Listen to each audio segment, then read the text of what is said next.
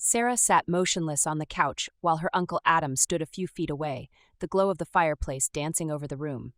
Despite being quiet, his voice was full with emotion. "Sarah, you don't get it. I had been suppressing this for years." He moved closer, his eyes meeting hers, and she blinked, gasping for air. He whispered, his palm grazing hers, "Tell me to leave if this is too much." The warmth of his touch sent goosebumps down her spine, making her heart beat. Family get-togethers were always a flurry of laughing, stories, and cherished memories, a mixture of mayhem and coziness. For Sarah, the annual winter get-together was no different. Except this year, it was hosted at her Uncle Adam's secluded cabin in the woods. Adam, the younger brother of her mother, had always been a bit mysterious. His gentle charm and rough demeanor had always set apart from the rest of the family. Although he was only a little over 10 years older than Sarah, his intelligence, his self-assurance, and the way he seemed to control a room without trying were all things Sarah had always admired in an abstract sense.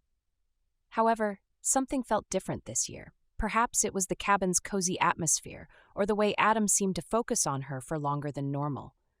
Sarah was unable to deny the subtle change in their chemistry, whatever it was. On the second evening of the trip, the family gathered around the fireplace after dinner. The room buzzed with chatter as Sarah sat near the fire, lost in thought. Adam joined her, handing her a glass of wine. He smiled slightly and remarked, "You seemed like you could use this." She accepted the glass and said, "Thanks." As usual, their talk flowed naturally as they engaged in informal conversation. However, the tone between them changed as the evening went on and the others started to go to sleep. Adam replied abruptly and softly, "Sarah, you've matured so much." Her cheeks flushed as she looked at him. "Thanks, I suppose." "No, I mean it," he continued, his gaze steady. "You're not the same kid I remember. You're remarkable." The compliment caught her off guard, and she struggled to find a response. "That's sweet of you to say," she managed, her voice faltering. Adam's expression grew more serious. "I'm not just saying it to be sweet. You should know that." The air between them grew heavier as Adam's words lingered. Sarah felt her heart quicken, unsure of how to navigate the sudden intensity of the moment. "Adam, I think I'm going to call it a night," she said, standing and reaching for her empty glass. But as she turned to leave, his hand lightly caught hers. "Sarah, wait." She froze, her pulse racing as she turned back to face him. "What is it?" He hesitated, his jaw tightening. "I don't want to make you uncomfortable," he said carefully, "but I need to tell you something." Her stomach twisted as she waited for him to continue. "Okay. I've been holding this in for a long time," he admitted, his voice low. "And I know it's wrong, but I can't pretend anymore. I feel something for you, something I know I shouldn't." Sarah's breath caught, her mind spinning. "Adam, we can't." "I know," he interrupted, his gaze intense. "But I had to say it. You deserve to know." She stared at him, her emotions warring within her. "This is insane," she whispered. "You're my uncle." "Only by title," he countered, his voice firm but laced with vulnerability. "We're just two people, Sarah. That's how I see it." Her chest tightened as she searched his eyes, her own feelings tangled and overwhelming. "Adam, this is so complicated." "It is," he agreed, stepping closer. "But tell me to leave, and I will. Say the word, and I'll never bring this up again." Her lips parted, the words on the tip of her tongue. But they wouldn't come. Instead, she stood frozen as Adam closed the distance between them, his hand brushing hers. The warmth of his touch sent a shiver down her spine, and before she could stop herself, she leaned into him, her breath hitching as their lips met in a tentative kiss. The kiss deepened, their restraint crumbling as weeks, maybe even years of suppressed emotions spilled over. Adam's hands moved to her waist, pulling her closer as Sarah's fingers tangled in his hair. "You're impossible," she murmured against his lips, her voice trembling. "And you're unforgettable," he replied, his tone thick with emotion. The room, lit only by the flickering flames of the fireplace, became their cocoon as they surrendered completely to the connection they had been fighting. Sarah woke to the soft light of dawn streaming through the cabin's large windows. Her chest tightened as the events of the night before came rushing back. She turned to find Adam sitting on the edge of the couch, his back to her. "We need to talk," she said softly, her voice breaking the silence. "I know," he replied, his tone heavy. This can't happen again, she continued, though her words lacked conviction. Adam turned to face her, his expression conflicted. I don't regret it, he said firmly, but I'll respect your decision. Before she could respond, the sound of footsteps echoed from the hallway. Her mom's voice called out, cheerful and oblivious. Good morning, you two. Coffee's ready. Sarah's heart raced as Adam stood, offering her a faint smile. We'll figure this out, he said quietly before walking away.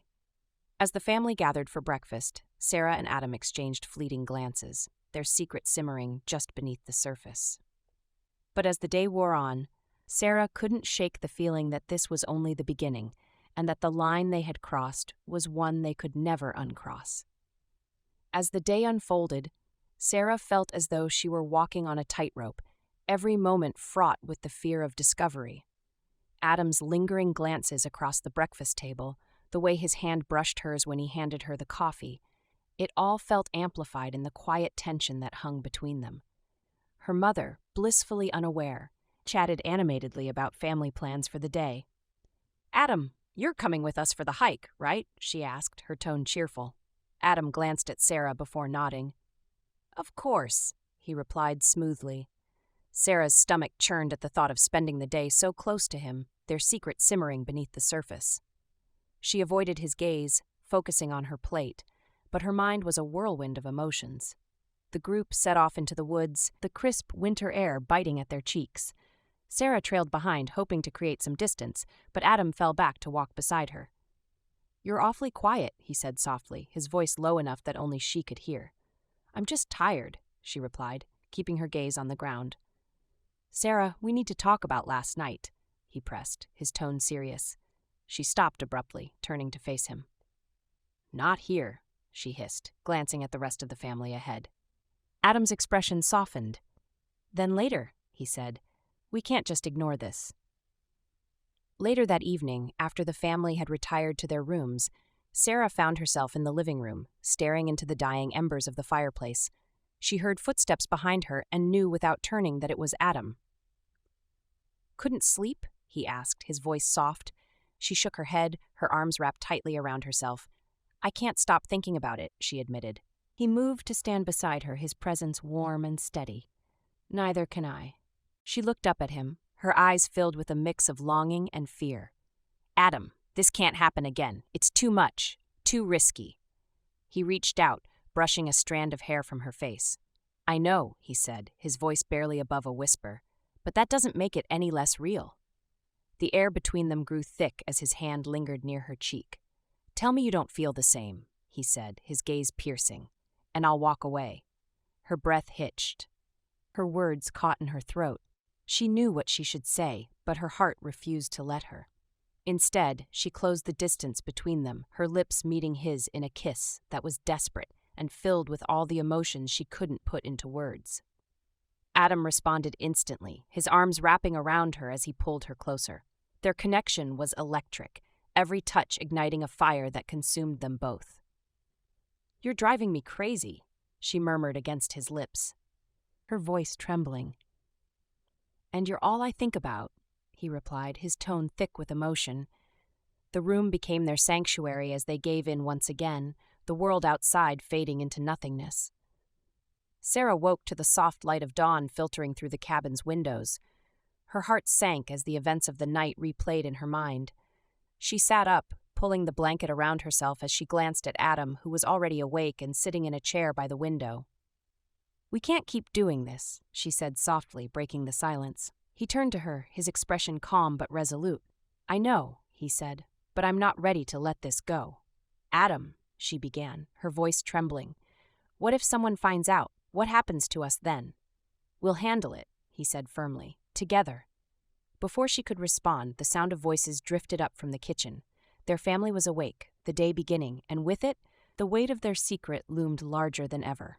As they dressed and prepared to face the family, Adam caught her hand, his grip steady. This isn't over, Sarah, he said quietly. I mean it. She nodded, her chest tightening as they made their way downstairs.